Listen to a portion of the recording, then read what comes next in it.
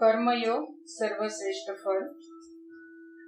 प्रतिपल कर्म करता हुआ प्राणी कर्म बंधनों की जंजीरों में जकड़ता जा रहा है। कई कर्मों की जिम्मेवारी उसे बोझ महसूस होती है। न चाहते भी मनुष्य कर्मों में व्यस्त है। निष्क्रिय भी नहीं हो सकता, क्योंकि मनुष्य की निष्क्रियता उसकी बुद्धि को भी निष्क्रिय बना देती। मनुष्य को कर्म ही महान बनाती है।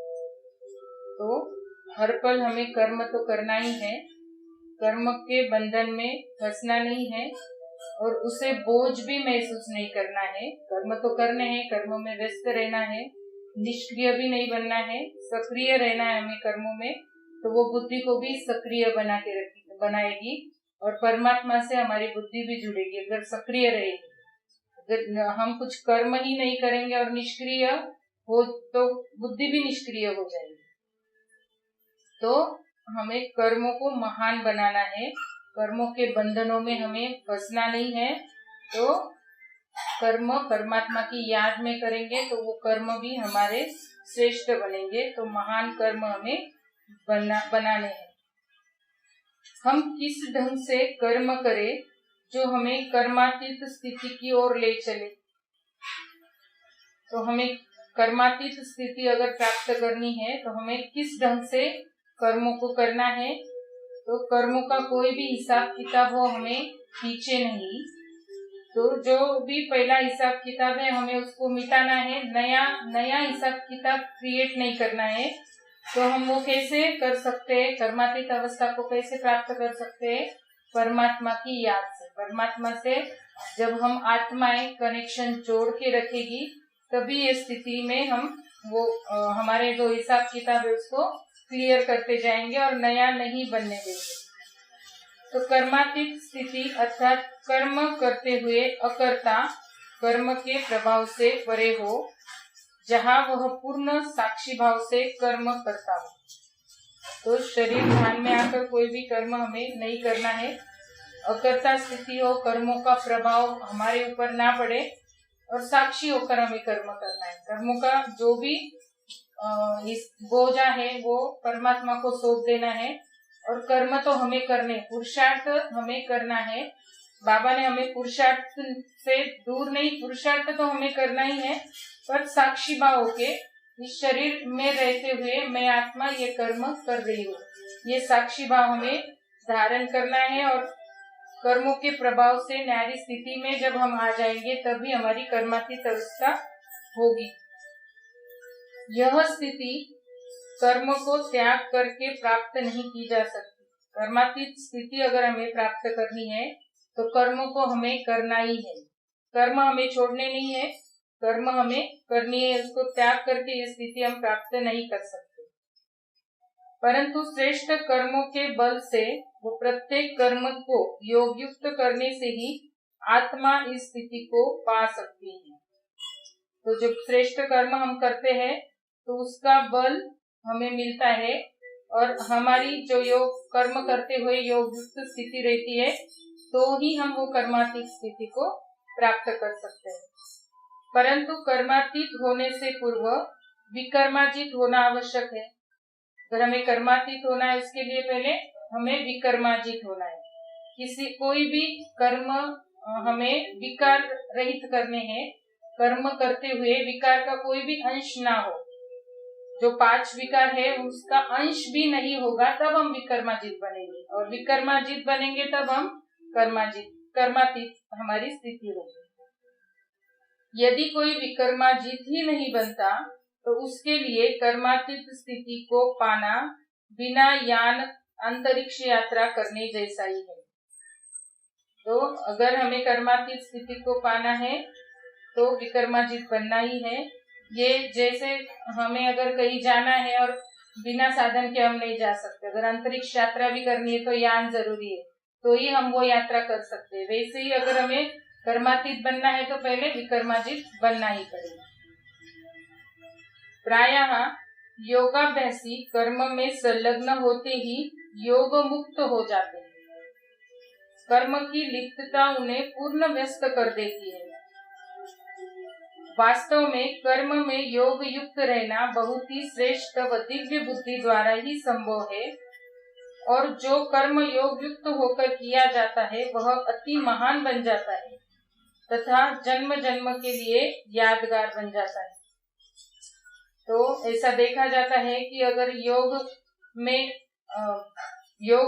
अगर कर्म करना है तो हम योग मुक्त हो जाते हैं, मतलब कर्म कॉन्शियस हो जाते हैं, सोल कॉन्शियस के बजाय कर्म कॉन्शियस हो जाते हैं।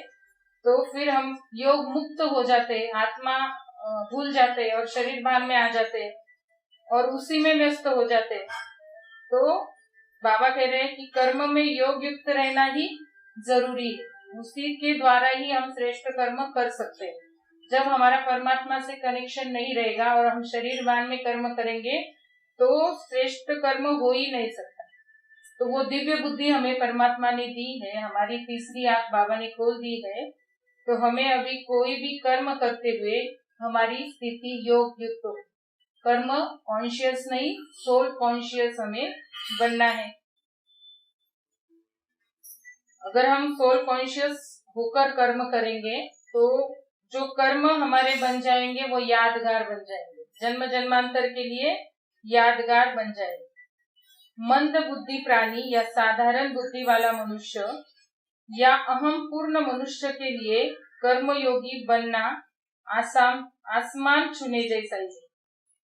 अगर अहंकार वश कोई कर्म कर रहा है तो बाबा कह रहे हैं ये ऊंची अवस्था वो नहीं प्राप्त कर सकता, आसमान छूने जैसी बातें नहीं हो सकती। ये ऊंची अवस्था अगर हमें प्राप्त करनी है तो अहंकार हमें छोड़ देना है, कर्म करते हुए अहंकार रहित कर्म करना है। मुझे ही अच्छा कर्म मैं ही कर सकती हूँ, ये कार्य मेरे सिवा कोई कर ही नहीं सकता, ये जो अहम भाव है ये हमें नहीं आना चाहिए। तो बाबा कह रहे अगर ये अहम भाव आया तो वो ऊंची अवस्था आप नहीं प्राप्त कर सकते। प्रस्तुत है कुछ अनुभवी तथ्यों की चर्चा जिससे मनुष्य कर्मयोग का रसास्वादन कर सकता है। कर्म क्षेत्र पर योग न रहना ऐसा ही है मानो बिना हथियार के युद्ध क्षेत्र पर जाना। तो ऐसा योद्धा दुश्मन का सामना कैसे करेगा? यदि माया दुश्मन को चुनौती देने वाले वीर बिना हथियार के ही मैदान पर उतरेंगे तो माया के तीक्ष्ण तीरों का मुकाबला नहीं कर पाएंगे और निश्चय ही शाम को हार कर वापिस आएंगे। अतः प्रतिदिन हम विजयी रत्नों को विजय का आभास हो, इसके लिए योग के हथियारों से सज धज कर ही हमें माया से युद्ध करते चलना है। तो कर्म क्षेत्र में हमें उतरना है, कर्म तो करना ही है। तो बाबा कह रहे कि बिना हथियार के आप कर्म नहीं कर सकते। तो हथियार कौन से? अभी हमारे कर्म क्षेत्र पे कर्म करने के लिए परमात्मा की याद का कवच, वो जब हम धारण करेंगे, ये हथियार जब हम धारण करेंगे तो जो माया बैठी है हमें मतलब हराने के लिए, तो उससे हम सामना नहीं कर सकेंगे अगर याद का कवच नहीं है। तो याद का कवच हम धारण करेंगे तो माया को हम हरा सकेंगे। तो फिर हमें हथियारों से सजना धजना है, मतलब बाबा के कनेक्शन में रहना है, उसकी कवच में रहना है, याद की कवच में, और उनकी किरणों में रहकर ही हमें कर्म करने हैं। तो माया हमें हरा नहीं सकती। कर्म करते हुए भी 5 विकारों की प्रवेशता हो जाती है कभी कभी, तो उनको अगर हमें हराना है तो परमात्मा की याद का कवच हमें पहन के रखना है, उसको हटाना नहीं है, अपने से अलग नहीं होने देना है, निरंतर उसकी कनेक्शन में रहना। निरंतर परमात्मा की याद से जब हम रहेंगे तो माया को हम हरा सकते हैं, उस पर जीत प्राप्त कर सकते हैं। प्रत्येक कर्म का आनंद लो, ईश्वरीय महावाक्य। ड्यूटी को डांस समझो, प्रत्येक कर्म का आनंद लो। कर्म चाहे छोटा हो या बड़ा, हाथ से करने का हो या बुद्धि से, अति व्यस्त रहने का हो या धीमी गति का, उसे खेल की तरह करना सीखो। तो बाबा कह रहे हैं कि जो भी तुम्हें कर्म करना है, जो भी तुम्हें सेवा मिल रही है, तो हमें वो खेल समझकर करनी। ये मुझे क्या सेवा मिल गई, ये मैं नहीं कर सकती। वो जो कठिनाई का भी हम कभी कभी सोच लेते कि मैं नहीं कर सकती। तो बाबा कह रहे कि कोई भी कर्म हो, एक साधारण कर्म हो या छोटा हो या बड़ा हो, तो उसमें हमें आनंद से मजा लेकर वो कर्म करना है।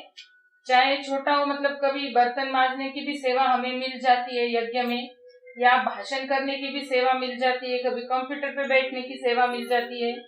तो बाबा कह रहे कि कोई भी कर्म छोटा या बड़ा नहीं होता, तो उसे कर्म हमें खेल खेल में करना है, उसका बोझा नहीं लेना है।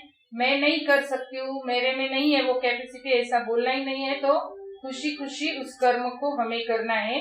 अपने कर्म करने के तरीकों को बदलने के लिए कह रहा है बाबा। कभी कभी बुद्धि में अलग अलग विचार आ जाते हैं, इसलिए बाबा कह रहे कि उसको खेल की तरह समझो और वो कर्म अच्छे से आप कर सकते। कर्म करते समय जो विचार मन को भारी करते हैं, उन्हें खेल की वृत्ति धारण करके सरल कर दो। खुशी खुशी से कर्म करो। कर्म में उलझ जाने पर या बिगड़ जाने पर धैर्यता से सरलचित होकर उसे हल कर लो। कर्म उलझने पर मन को मत उलझाओ। कभी कभी कर्म उलझ जाते हैं, हम कर्मों में कभी कर्म बिगड़ जाते हैं, तो बाबा कह रहे कि धैर्यता से और सरलचित होकर उसको हल करो। परमात्मा से अगर हम कनेक्शन जोड़ेंगे तो बाबा हमें हल भी समझा देता है। हमें वो अभी क्या करना है, कैसे करना है, ये संकल्प देता है या टचिंग दे देता है। तो बाबा कह रहे कि अगर तुम धैर्य रहेंगे, सरलचित रहेंगे, तो वो जो बाबा की टचिंग है वो आएगी। अगर अपन उसमें ही बिगड़ जाएंगे और उसमें ही उलझ जाएंगे, ये क्यों हुआ, ऐसा क्यों हुआ, ऐसा होना नहीं चाहिए था, तो ये उलझने मन को भारी कर देती। तो ये उलझनों में हमें फंसना नहीं है। कभी कर्म बिगड़ भी जाते हैं, तो वो कभी हिसाब किताब रहता है या फिर कुछ समझाना होता है बाबा को आगे के लिए, तो हमें उसमें उलझना नहीं है। धैर्यता धारण करनी है, सरल चित्त हमारा स्वभाव बना लेना है, उसमें हमें मन को भारी नहीं बना लेना है, तो उलझाना नहीं है मन को। यह अभ्यास हमें कर्म बोझ से मुक्त करेगा। वह सहज ही हम योग युक्त रह सकेंगे। अगर बोझ से हम मुक्त रहेंगे तभी हम योग युक्त रह सकेंगे। अगर बोझ है मन पर तो परमात्मा से कनेक्शन हम जोड़ ही नहीं सकते। अगले पॉइंट है प्रत्येक कर्म से पूर्व योगाभ्यास। प्रत्येक कर्म प्रारंभ करने से पूर्व यह अभ्यास डाल लो कि कम से कम 1 मिनट योगाभ्यास करना ही है। ऐसा करने से शीतल मन से कर्म प्रारंभ होगा। फिर कर्म के मध्य में थोड़ा योगाभ्यास कर ले और फिर समाप्ति पर। तो बाबा कह रहे अगर कोई भी कर्म की हमें शुरुआत करनी है तो कम से कम 1 मिनट परमात्मा की याद हमें करनी है। परमात्मा से हमें कनेक्शन जोड़ना है। चलो बाबा आओ, मैं ये कर्म कर रहा हूँ, आप मेरे साथ हो। तो फिर हमारी जो मन में अलग अलग विचार रहते तो मन स्थिर हो जाएगा, शीतल हो जाएगा। फिर ऐसा करेंगे तब हमें कर्म प्रारंभ करना है। फिर कर्म करते हुए बीच में भी एक बार बाबा को 1 मिनट बुला लेना है, चलो बाबा, और फिर लास्ट में भी बाबा को शुक्रिया करना है और समाप्त कर देना है वो कर्म। तो ऐसा कर्म हम करेंगे, ऐसी कर्म हमारे महान बन जाएंगे। जो भी हम कर्म करेंगे परमात्मा की याद होगी, स्टार्टिंग में, बीच में और एंड में भी, और एंड में हमें परमात्मा की शुक्रिया भी कर देंगे, तो वो कर्म हमारे श्रेष्ठ हो जाएंगे। यदि सरल दृष्टि है तो मन सदा ही सुखमय रहेगा। यदि हमारे मन में दूसरों के लिए सत्कार की भावना नहीं है तो मन सदा अपमान से भारी रहेगा। यदि हमारा चित्त अभिमान के प्रकोप से पीड़ित है तो वह चैन की श्वास नहीं ले सकेगा और फल स्वरूप विचलित हुआ मन योग युक्त नहीं रह पाएगा। अगर सरल मन होगा, सरल मन से हम कोई भी कार्य करेंगे तो दूसरों की भावना को हम ठेस नहीं पहुंचाएंगे, उनके सत्कार की भावना नहीं रहेगी, कोई अपमान नहीं होगा उनका हमारे से, तो फिर वो भी सुख से हमें दुआ देगा। जो भी हम कर्म करेंगे उसमें उसकी दुआएं हमें प्राप्त होगी, फिर हम वो योग युक्त होकर वो कर्म कर सकते। अतः संगठन में समाने की शक्ति धारण करने वाले अभ्यासी और मन के दृष्टिकोण को विशाल बनाने वाले पुरुषार्थी ही कर्म योगी की श्रेष्ठतम सीढ़ी चढ़ सकते हैं। तो समाने की शक्ति अगर हमारे अंदर रहेगी और पुरुषार्थ की स्थिति हमारी रहेगी तो ही यह श्रेष्ठतम सीढ़ी हम चढ़ सकते हैं। तो ये विशाल दृष्टिकोण हमें रखना है तो ही हमारी कर्मातीत अवस्था बन सकती है, वो श्रेष्ठतम सीढ़ी हम चढ़ सकते हैं। कर्म कराने की कला सीखो। योग मनुष्य को कर्म करने की कला तो सिखाता ही है, साथ साथ कुशल प्रशासक भी बनाता है। तो योग की वजह से हमें क्या क्या मिलता है, तो हमें कलाएं भी प्राप्त होती है। अगर योगी मनुष्य को योग कनेक्शन में रहेगा तो कलाएं भी हमें सीखते चलते हैं और हम साथ साथ कुशल प्रशासक भी बन जाते हैं। मतलब हमारे मन को कंट्रोल कर सकते हैं और औरों के भी मनों को हमें समझाना आ जाएगा। मतलब कुशल प्रशासक हम बन जाएंगे, कंट्रोलिंग पावर, रूलिंग पावर हमारे में आएगी। योगी यह भी जानता है कि दूसरों से कर्म कैसे कराएं।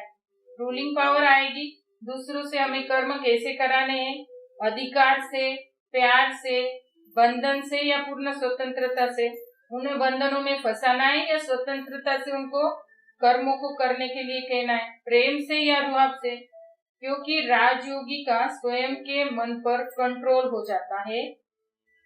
तो जब स्वयं का मन पर कंट्रोल हो जाता है तो ही वो रूलिंग पावर आ जाती है। अपने मन को भी हम कंट्रोल में रख सकते हैं। हमारे आत्मा राजा है ये हम भूल जाते हैं, तब हमारा कंट्रोल नहीं रहता है। पर हम आत्मा जब उस कंट्रोलिंग पावर हाथ में ले लेती है तो सब हम औरों को भी अच्छे से उनका भी ध्यान रख सकते हैं। योगी भगवान का आज्ञाकारी व वफादार होता है। जो योगी होता है, जो परमात्मा के कनेक्शन में रहता है, निरंतर परमात्मा की याद में रहता है, वो ही आज्ञाकारी या वफादार होता है। अतः सहज ही वह सभी के सम्मान का पात्र बन जाता है।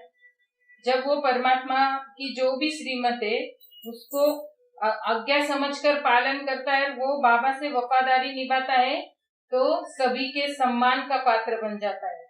फल स्वरूप राजयोगी को कर्म क्षेत्र पर कष्ट नहीं होता। फिर वो सम्मान का पात्र हो जाता है, सभी के सम्मान, खुद का भी सम्मान करता है और सभी के सम्मान का भी ध्यान रखता है। तो फिर उसे कोई भी बातों में कष्ट अनुभव नहीं होता, तो सभी का सहयोग उसको मिल जाता है। सभी उसे सहयोग देना अपना कर्तव्य समझते हैं। उसके सहयोगी बनने को वे प्रभु के सहयोगी बनने जैसा समझते।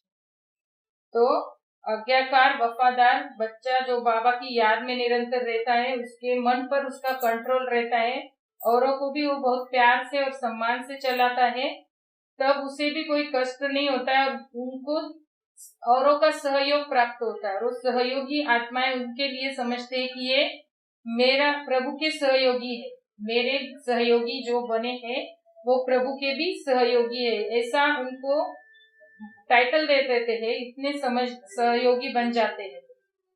इस प्रकार कर्म क्षेत्र पर यदि हम अपने साथियों के दिलों पर शासन करने की कला सीख जाए तो उन पर स्वतः ही शासन हो जाएगा। दूसरों से काम लेते हुए यदि हम उनकी कठिनाइयों व आवश्यकताओं का भी ध्यान रखेंगे तो वह भी हमारी सुविधाओं का ध्यान रखेंगे। तो जो हम देंगे वो हमें मिलेगा। उनकी कठिनाइयां, उनको क्या आवश्यक है, उनका हम अगर ध्यान रखेंगे तो हमें भी सुख सुविधाएं प्राप्त होंगी और उनसे दुआएं निकलेगी। वो दुआएं हमारे कार्य में आगे बढ़ाने के कार्य में आगे दुआएं काम करती है। हमें अगर आगे बढ़ना है तो औरों की दुआएं हमें आगे ले जाती है। संगठन में प्रशासक का अहम भाव दूसरों को उससे दूर ले जाता है। तो संगठन में प्रशासक जो है वो अगर अहंकार से पीड़ित है तो अनेकों से वो दूर हो जाता है, उसको सहयोग नहीं मिलता है और वो सम्मान भी नहीं मिलता है। जो सम्मान के पात्र बन सकता है अगर वो सभी का ध्यान रखेगा, अहंकार छोड़ देगा, तो उसको वो सहयोग भी नहीं मिलता है। उनमें घृणा और असहयोग का बीज डालता है। हमारी स्वयं की कर्मठता उन्हें भी कर्मठ होने की प्रेरणा देती है। अतः यदि कर्म कराने की कला में हम निपुण होंगे तो कर्म की जिम्मेवारी हमें बोझिल नहीं करेगी और सहज ही हम योग युक्त रह सकें। अगर हम कोई भी बाबा की जो कनेक्शन है उसमें जुड़े हुए रहेंगे तो कलाएं हमारे में आती जाएगी और कलाओं में हम तरबेज होते जाएंगे। उसी के आधार से हम औरों को भी योग युक्त रख सकते हैं, खुद भी योग युक्त रह सकते हैं, औरों को भी योग युक्त रख सकते हैं। हे भगवान की छत्र छाया में सुरक्षित रहो। परमात्मा अभी हमको कह रहे हैं, परमात्मा के हम बन गए हैं। हमारे लिए बाबा कह रहा है, हे भगवान की छत्र छाया में सुरक्षित रहो। हम ही यदि कर्मयोगी नहीं बनेंगे तो भला और कौन बने। तो भगवान की छत्र छाया में मैं सुरक्षित हूँ, परमात्मा के कनेक्शन में हूँ, उसकी छत्र छाया में हूँ। ये अनुभव हमें करना है और ये अनुभव हम कर्मयोगी ही कर सकते हैं क्योंकि हम परमात्मा के बन गए हैं। परमात्मा की नजर हमारे ऊपर है तो हम उसके बन गए तो उनकी छत्र छाया में हमें रहना है। हम नहीं रहेंगे तो कौन रहेगा। दुनिया वाले नहीं है उसकी छत्र छाया में, हमारे ऊपर उसकी नजर पड़ी है। तो इसलिए हमें अपने आप को कहना है कि हम नहीं रहेंगे तो कौन रहेगा। उसकी छत्र छाया में मैं ही रहने वाली हूँ। और ये अपने आप को नशा दिलाने वाली बात है कि हम नहीं रहेंगे तो कौन रहेगा। मैं बन गई हूँ बाबा की, मैं पूरी तरह से बाबा की बन गई हूँ तो उसकी छत्र छाया में मैं सुरक्षित हूँ। कोई भी दुनिया का आकर्षण मुझे खींच नहीं सकता और मैं उसकी छत्र छाया में एकदम सेफ्टी का अनुभव कर रही हूँ। तो फिर इसलिए मैं नहीं रह कर्मयोगी नहीं बनेंगे तो भला और कौन बने। तो मुझे वो मिल गया है तो मुझे कर्मयोगी बनना है। हमारे कर्म ही तो भगवान को प्रत्यक्ष करेंगे। परंतु यदि हम ऊंची स्थिति पर बैठकर कर्म नहीं करेंगे तो हमारे कर्म दिव्य अलौकिक कैसे होंगे। तो हमें ऊंची स्थिति पर ही बैठकर कर्म करने हैं, मतलब परमात्मा से कनेक्शन रखकर ही जो भी कर्म करना है वो परमात्मा की याद में ही करना है, निरंतर उसकी याद हो। और शरीर भान में रहकर हमें कर्म नहीं करना है। हमें बाबा ने समझा दिया है कि तुम शरीर नहीं हो, तुम आत्मा हो। तो ऊंची स्थिति पर ही हमें बैठकर कर्म करने हैं तो वो कर्म दिव्य और अलौकिक हो जाएंगे। और शरीर भान में अगर हम कर्म करेंगे तो वो कर्म अलौकिक नहीं होंगे। अतः कर्मातीत स्थिति की लंबी यात्रा पर चलने वाले हे राइयो, जरा ध्यान दो, अपनी राह निकालो, शिकायतें न करो, कर्मयोगी बनो, महावीर बनो। अंत में बाबा हमें सावधान कर रहे हैं कि हमें कोई भी किसी से शिकायत नहीं रखनी है, कर्मयोगी बनना है। कोई भी कर्मों का हिसाब किताब हमें पीछे नहीं और शिकायत भी नहीं हमें किससे। जो हुआ मेरा पिछला कर्मों का फल, मेरे कार्मिक अकाउंट है, तो इसलिए हमें शिकायत भी नहीं करनी। जो हुआ वो अभी हुआ, अच्छा है, आगे मेरे से कोई भी है, मतलब वो मुझे अड़चन नहीं लाएगा आगे मेरी स्थिति बढ़ाने में, उच्च स्थिति रखने में। तो हमें महावीर बनना है।